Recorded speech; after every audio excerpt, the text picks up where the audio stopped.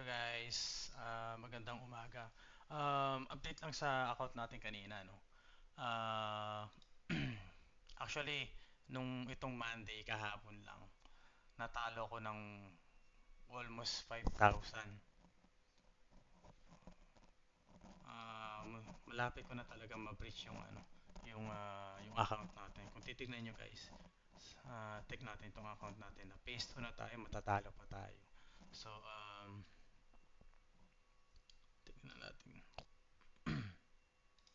So guys, nung Monday, bumaksak ako ng 95,100. Natalo ako ng 4,900 guys. Pero this today, actually na-bounce back natin. Kung titignan nyo guys, ang ganda ng setup natin. Nabigyan tayo ng magandang setup sa CAD JPY. Kung titignan nyo to, sa CAD JPY tsaka sa USD CAD. So kaninang madaling araw, alauna ng madaling araw, hinihintay ko tong ka-JPY. Actually, kung nag-hold lang ako ng medyo onti pa, medyo siguro nakapag-profit na ako ng almost 2,000 eh. Nabawi ko na yung talo ko, nakapag-profit pa ako ng 2,000. Kasi guys, kung titignan nyo kanina sa ka-JPY, so actually, uh, nag, uh, bumaba tayo din, nagkaroon tayo ng support dito. So parang bullish na talaga tayo. So kung titingnan nyo guys sa day natin, no, solid big blue candle and then rejection sa lower side and then dito ako nag-take ng entry yung breakout na itong Monday, no. Okay, dyan ako nag-take ng entry, SL ko dito. Okay, ang take profit ko to this area. Actually, dito ang area ng take profit ko talaga, guys. Yan talaga ang take profit ko. And then, nag-take profit na ako dito banda. Yan. Nag-take profit na ako dyan banda. Since naka almost 3,800 na ako niyan. Then, parang nag-ano siya, tinapos ko yung 1 hour. Actually, tinapos ko yung 1 hour, bumabalik na siya. Sabi ko, okay, mag-take profit na ako. Kasi, baka mangyari sa akin yung nangyari sa akin sa GPP USD. Natalo ako dito guys. Kasi dito ako nag-buy ako dito sa GPP, nag-sell ako dito sa GPP USD. Nag-short ako dito. Around dito, nag-short ako dito, nag-SL ako diyan. Then around yan. Ayan, diyan ako natalo guys. Natalo ako ng 3,000. Hindi kasi ang ginawa ko kasi nagkamali ako nung paglabas na itong candle na to, hindi ko alam bakit nagkaroon ng parang news, biglang lumakas yung yung USD. Biglang taas siya eh. Na-hit yung SL ko. Actually yung naglalagay na ako ng SL ko dito sa may break even. Ang kaso biglang siya bumabalik. Sabi ko baka i-retest lang niya din bumaba. Eh di binalik ko ulit dito. Yun, doon ako natalo ng 3,000. So talagang mas okay talagang mag-break even na lang kaysa manalo ng onte. Ayun. So natalo ako ng 3,000 guys. Kung titignan nyo, GPP USD.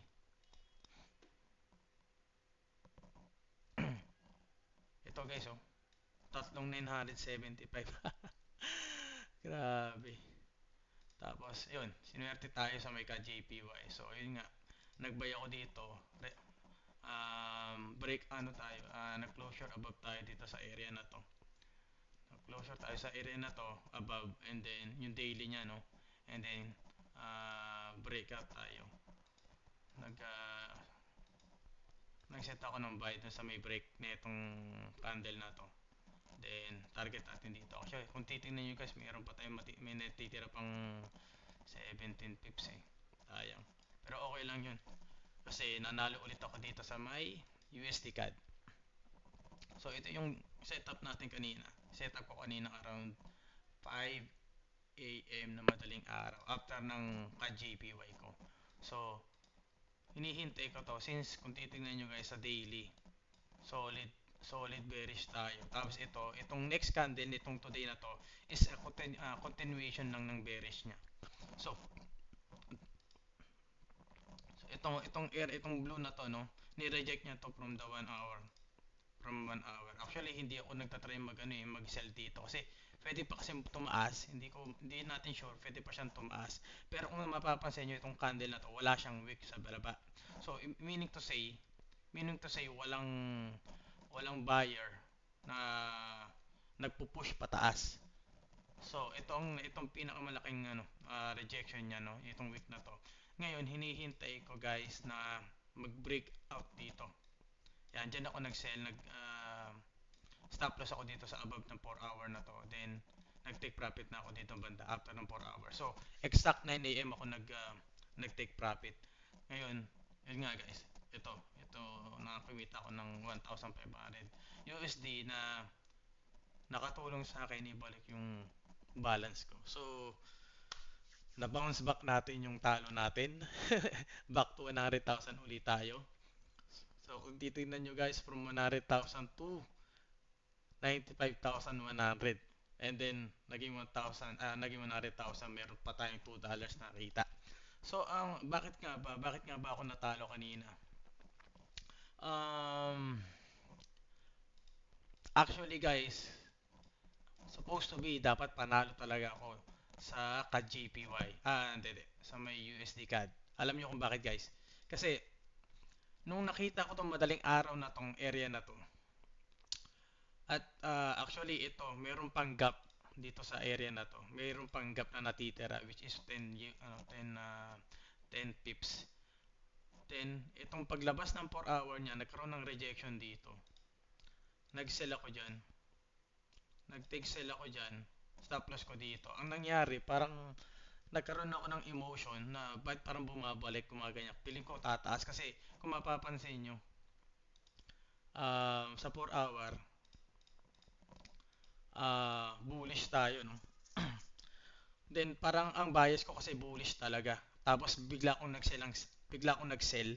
So parang medyo hindi siya 100% good trade talaga para sa akin. Kumbaga, parang nag-aalangan pa ako kaya ganun. So parang ayun, nag-cut loss ako, natalo ako ng 300 hanggang sa sumobra na yung talo ko.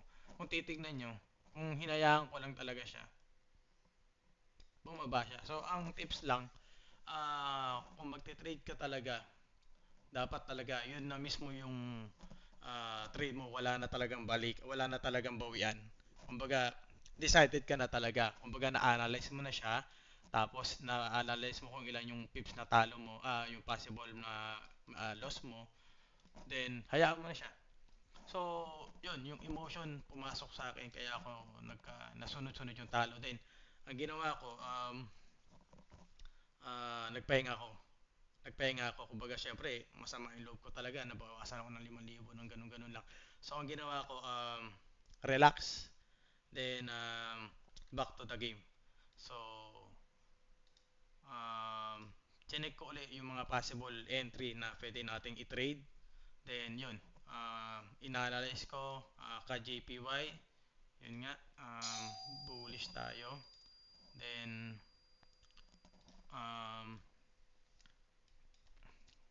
nag-buy ako sa breakout. So, yun lang guys. Thanks again dahil talaga naibalik natin yung loss natin. So, update ulit natin. See you guys. Bali ngayon, pahinga muna. Ayoko munang mabawasan yung profits natin na naibalik. So, yun muna. Thank you guys. Bye.